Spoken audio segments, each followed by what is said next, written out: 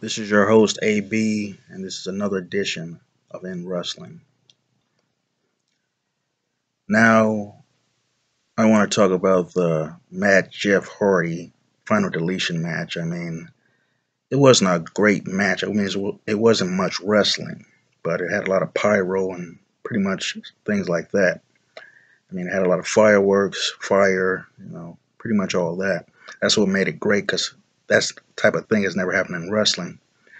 Now, I want to talk about what happened on Raw with the Wyatt's New Day compound fight on the Wyatt's compound. Now, WWE knew they had to do this because they know that TNA crushed them in the ratings last week with that Matt Jeff Hardy final deletion match.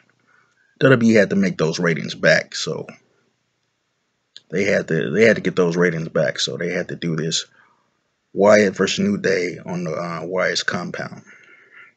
I will say this fight had more wrestling. But the thing I didn't like was the ending. When Bray Wyatt was laughing, then all of a sudden a bunch of people in sheep masks were standing around the Wyatts. Now, what should have happened with that part is all those people in sheep masks should have ran after the New Day and beat them down. That would have been phenomenal. Now, Darren Young becoming the number one contender for the Intercontinental title at Battleground. I personally think Darren Young is a better wrestler than Titus O'Neil, so this should be okay. Zack Ryder possibly facing Rusev for the U.S. title. That'll be fine. Now, when Dean Ambrose and Seth Rollins teased having a WWE Championship match on Raw tonight, I actually believed it was going to happen. But it will happen next week, and that will be a phenomenal match.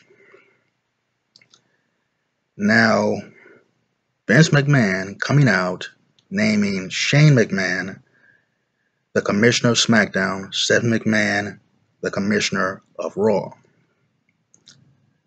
And what he said was they both have to name general managers for their shows because they're going to be in full control of the shows. And they need general managers to basically book the matches and different stuff like that.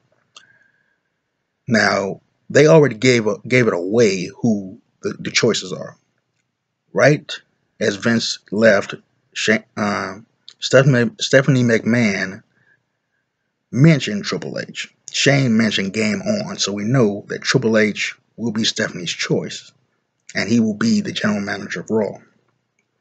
Now, as far as Shane, right when they pointed the camera to Shane, an image of Daniel Bryan on the Cruiserweight Classic banner popped up across the screen.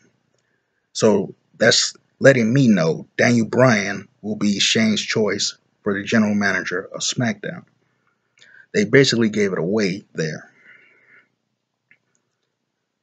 But we'll have to see what happens. But I pretty much think those are going to be the choices. I think Triple H will be the general manager for Raw. Daniel Bryan will be the general manager for SmackDown. They pretty much gave it away.